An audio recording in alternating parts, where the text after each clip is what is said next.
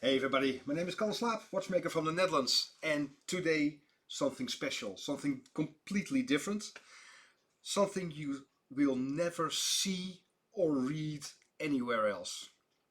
Try to stay sane as a watchmaker, because it is the most loneliest of professions. Well, you are a watchmaker or an aspiring watchmaker, so there's something wrong with your mental health anyway. But I'm going to try to talk you through my thought process during a repair. So not the practical repair, although I'll make a playlist of how you repair these things in this particular watch, because we were doing a live stream last Tuesday of a pocket watch, nice and big, lever escapement, hand wound. What can go wrong? Well, it was horrible because the complete movement was fucked. Step by step by step, you try to repair it, restore it, and I'll show you a bit more about that. But the thought process is something you will never read or see, or even if somebody's talking about it. How to stay sane in an insane profession. It is an issue. And everything you see here and working on the watch and my thoughts is exactly the same here in a nice workshop as it is as you are working on a watch in a spare bedroom. There is absolutely no difference. When I went to the Dutch watchmaking school, one of the first things my teacher Gert-Jan Westerbeke told me: watch parts don't have any emotion. You can yell, you can scream, you get angry, you can cry. They don't care.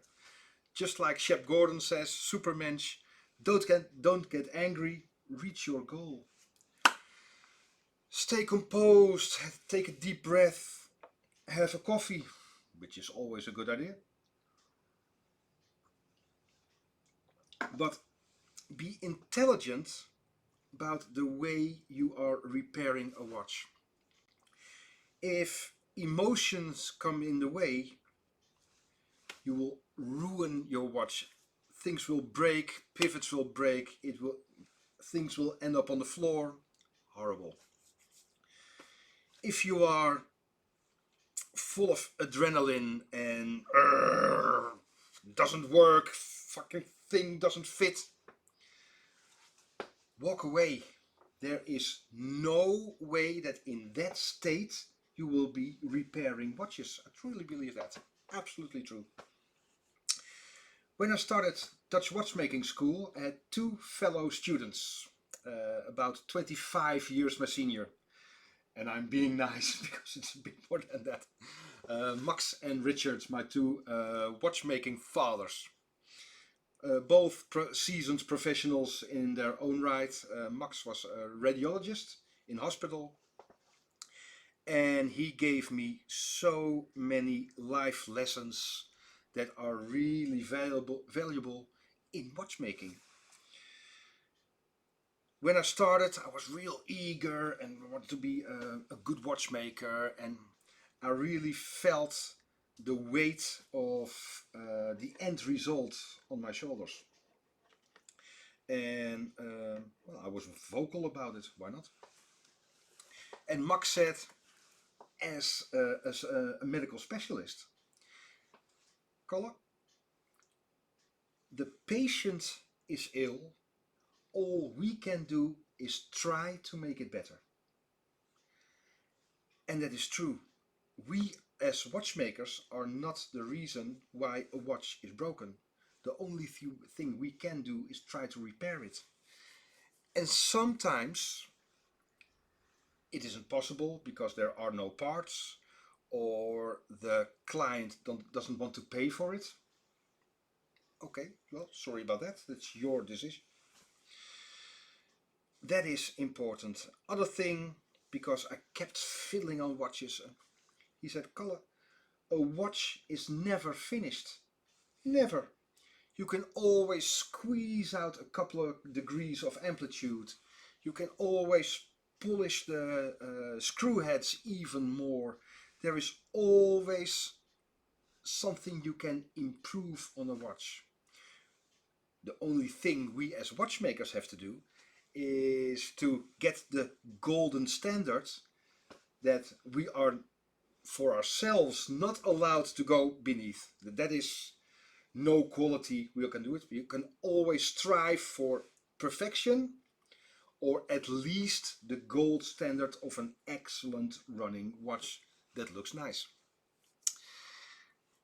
Those are really valuable lessons for me, and because I said earlier on, watchmaking is the loneliest of professions.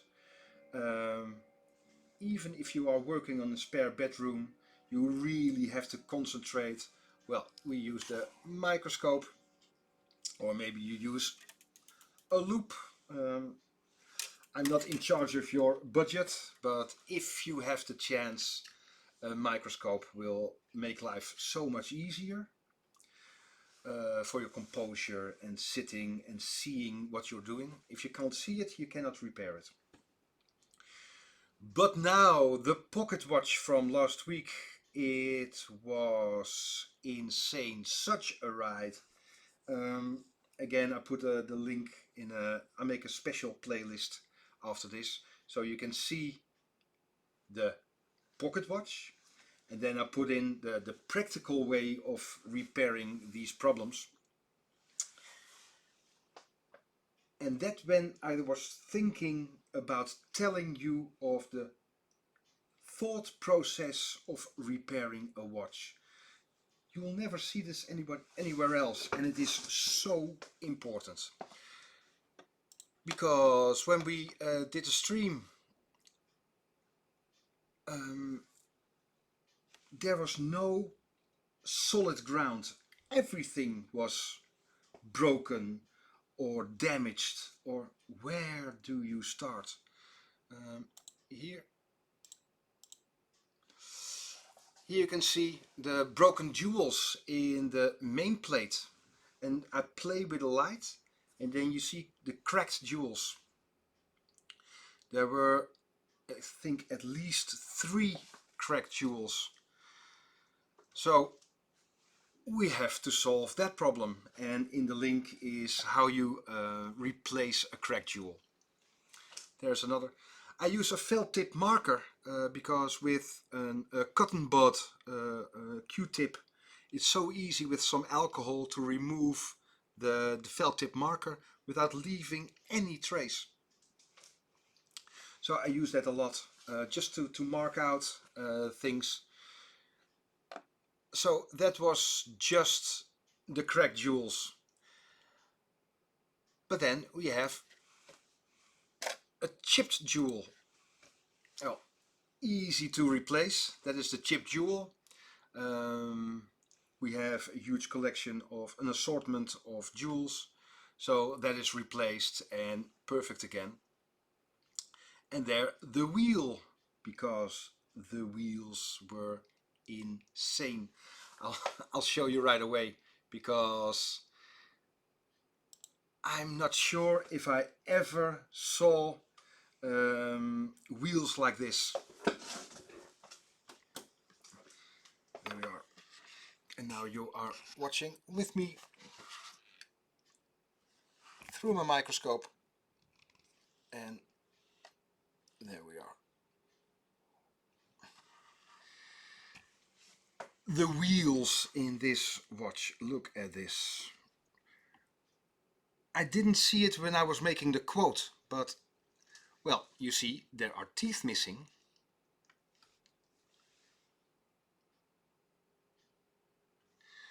But how they try to solve that problem, look at this.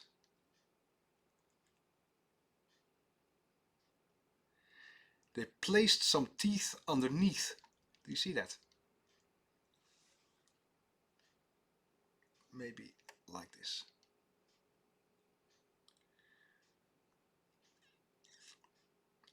So they filed away the broken teeth and soldered a piece of old wheel underneath. And they tried to do it on 2 places. There as well, but the solder let go, so that small block went. Well, how do we solve that? Well, by looking for another wheel. And again, the center wheel. There was one tooth missing there. And then the pallet fork was bent. How do you bend a pallet fork? Because it moves so freely. You really have to put in the effort to bend a pallet fork. And then we had the dial feet were broken. It was just problem upon problem upon problem, and there was again no common ground or way of repairing. Where do you start? Well, a watchmaker never throws anything away, so we would start looking for wheels in old pocket watches. And there is nothing professional about that. It's just bags of wheels. Do we still have them here? Not really. It's just there are 2 things important in a gear train or a wheel, and that is the diameter and the amount of teeth. That is simply counting. One was 80, so we had to measure the outer diameter of each wheel and see if we can find the same, and then count the teeth. Well, we've got a profile projector, so we could see easily. We can make an amplification of 20 times, so it is easier to count, less fiddly. But still, you can do it with a loop in your spare bedroom. So we found a 4th wheel, a secondenrad, and a 2nd wheel, the center wheel. And as always, there's a problem. So we took off the wheel and kept the pinion and the pivots and placed the wheel on top, riveting.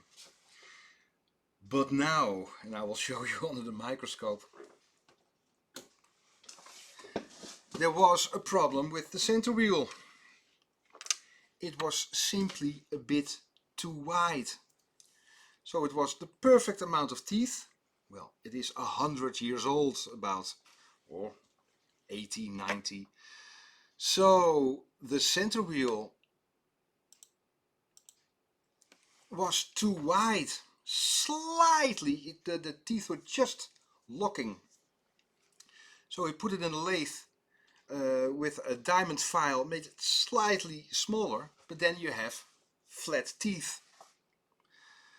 The only thing we do with a diamond file is cut the teeth in a perfect shape again. It is elbow greased. This is nothing, well, too professional. Of course we can make a wheel, but it will stuck out like a sore thumb, because a new wheel, well, it doesn't have the same feel as the rest of the gear train. So for me that is not really restoration. And this one, and well, we have to look at the budget of the client. If we have an existing wheel and we can make it into a shape, why not? And I'll show you under the microscope now. It worked. Look at this. So 80 times we shaped the wheel, the teeth, and here through the jewel you can see the depthing, that the teeth isn't touching or too deep in the pinion. So now we have again a smooth working gear train. So we finally find a wheel, we make it the right diameter, cut the teeth, and there's no too much intelligence going on. It just, well, grin and bear it, not to overthink it, and try to solve the problems step by step.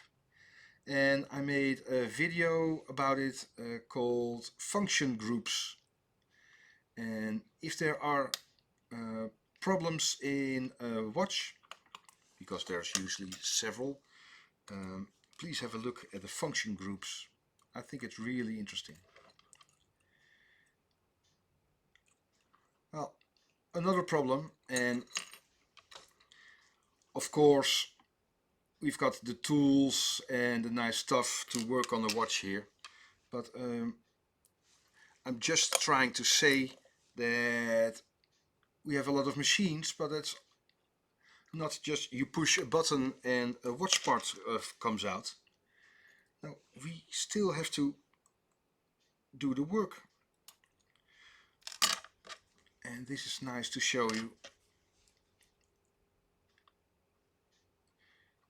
because even though you have some experience as a watchmaker,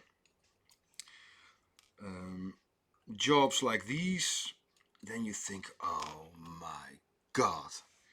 Here, so we were looking for the parts, and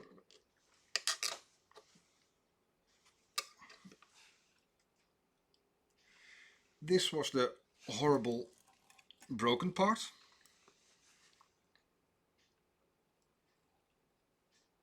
Try to get it in focus. There we are. You see there with the teeth underneath and teeth. So we found the perfect wheel. We said, yeah, we're gonna make it. But then there's a tiny hole here for the pinion, and this wheel had a huge hole. So on a lathe, well, it is a 20-minute job, but it is fiddly and small. I made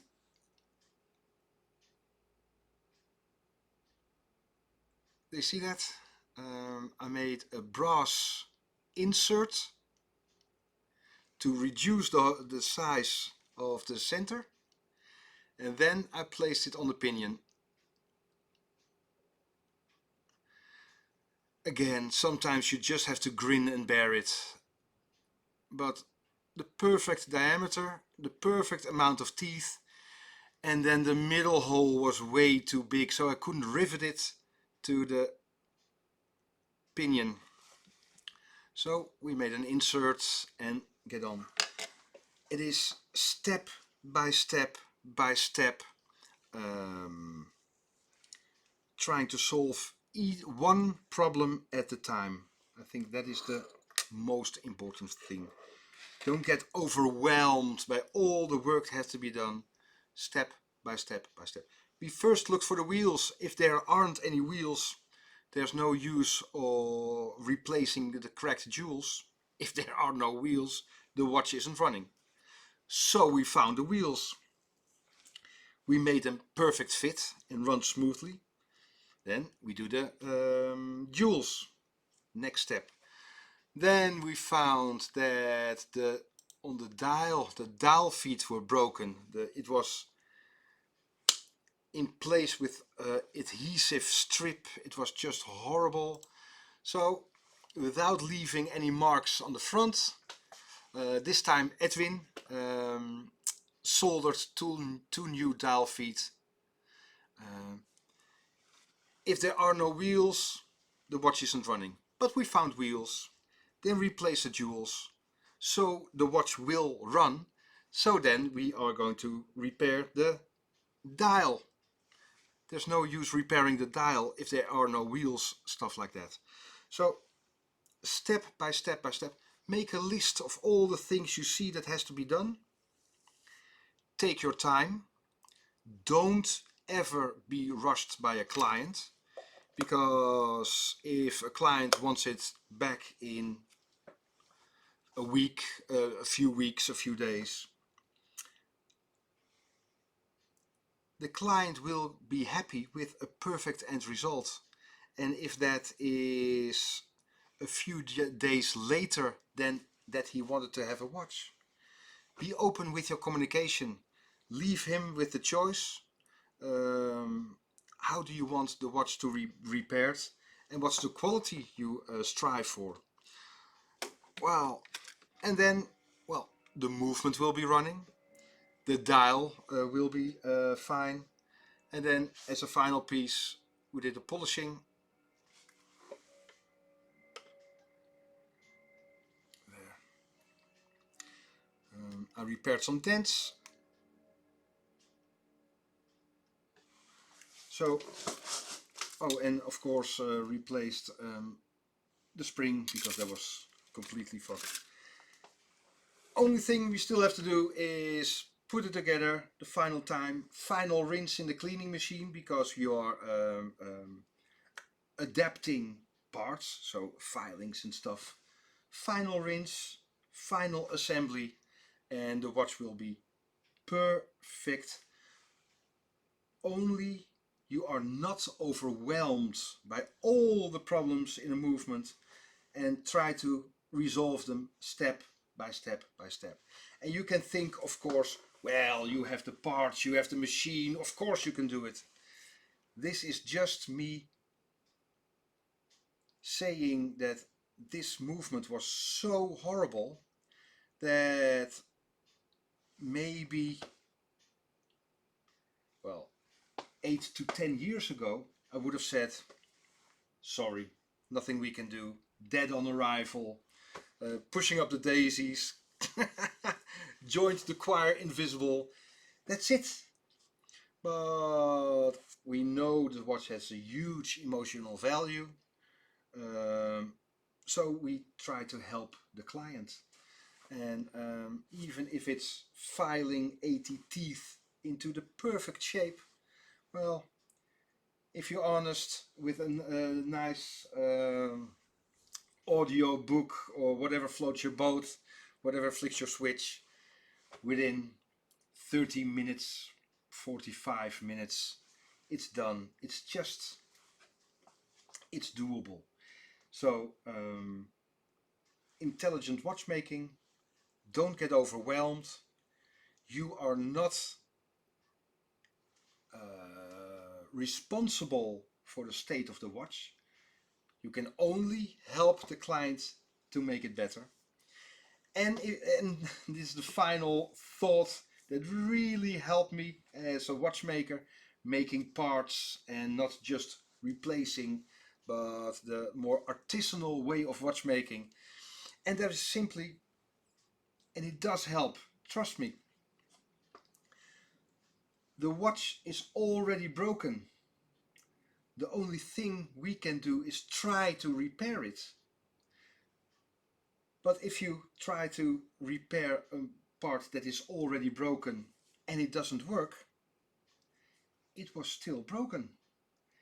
You put in the effort, you try to help the client, but it was already broken. And that is a thought that keeps you grounded and have a look with clear eyes at your job at hand.